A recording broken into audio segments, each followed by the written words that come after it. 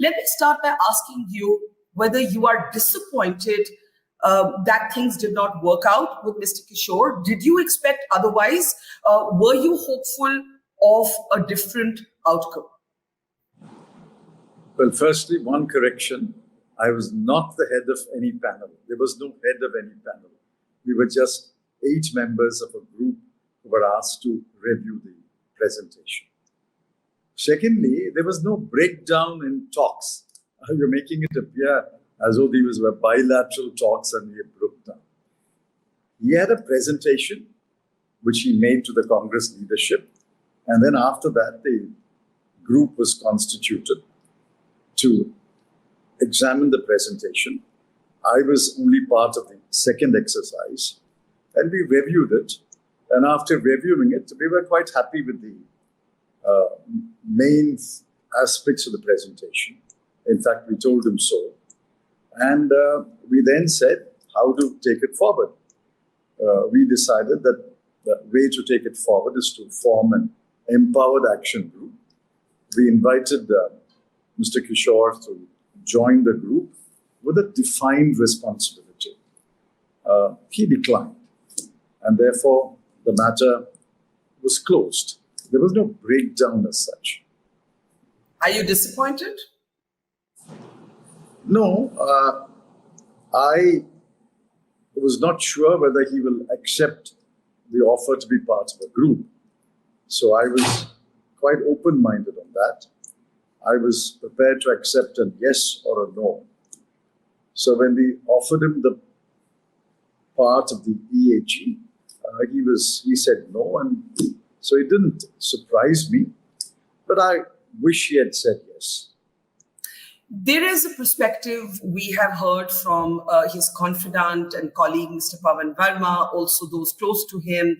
And their suggestion is that the Congress was not ready for big change, for structural change, that its approach continued to be incremental, what they have called low-hanging fruit. And he did not feel that he was going to have a free hand to make sweeping changes, which is what he believes the Congress needs. Do you believe that that's a fair appraisal, that your party wanted to take baby steps to change and he wanted to bring the sledgehammer down and make it kind of, into a dramatically different approach to politics? Mr. Pavan Verma was not present during the presentation or during the review. None of the members of the group have had any official interaction with Mr. Pavan Verma. I also read about Mr. Pavan Verma's comments, and I saw bits of it on the video.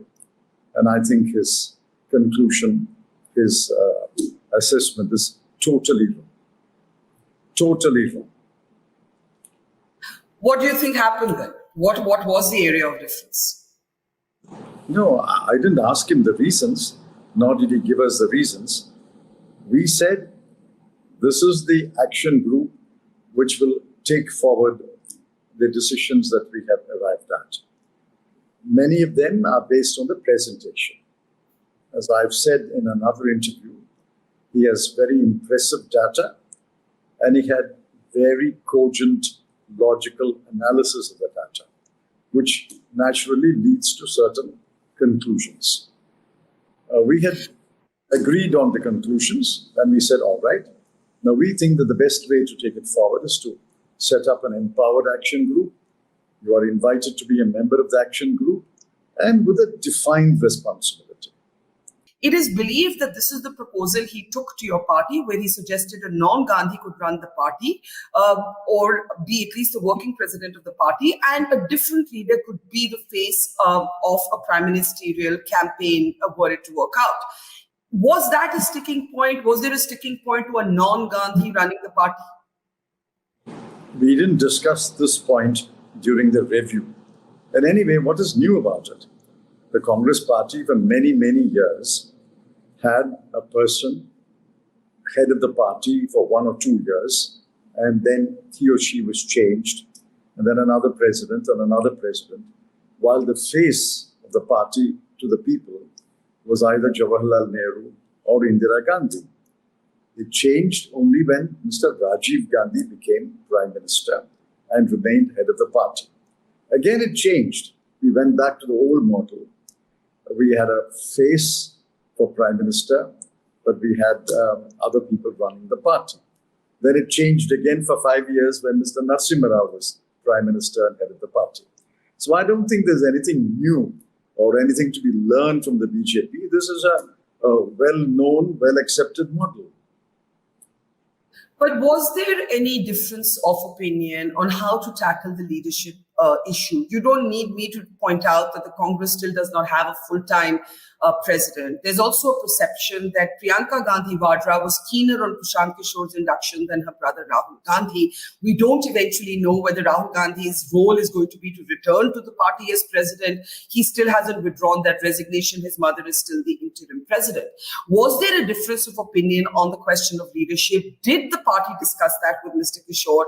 And is it true that one sibling was less enthusiastic than the other? All this is speculation. I started by saying we didn't discuss this. Certainly not during the review over 3 days when I was present. We didn't discuss this. We only discussed the presentation. Now, A is committed to X degree, B is committed to Y degree. This is pure speculation. And I suggest that you don't speculate. Okay, let's move on to another reported area of disquiet within the Congress, which is Mr. Kishor's trip to Hyderabad. In the middle, as it were, of these talks taking place, a consultancy group that he says he no longer manages or is a shareholder in IPAC simultaneously signed an agreement with the TRS to run their next campaign. Was this a problem? No, that is what he says, and I have no reason to disbelieve him. He says he has no official legal connection with IPAC. But that was not a factor at all. Irrespective of that, we offered him a place in the EAG. So that was no factor at all as far as we were concerned. We offered him a place in the EAG. If he had accepted that place, what changes he would have to make in his formal or informal relationship with IPAC was a matter for him to deliberate upon. But since he didn't accept our invitation, the matter came to an end.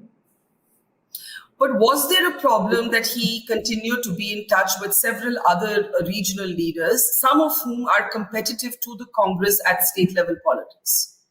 Well, that was known when we received the presentation and we did the review.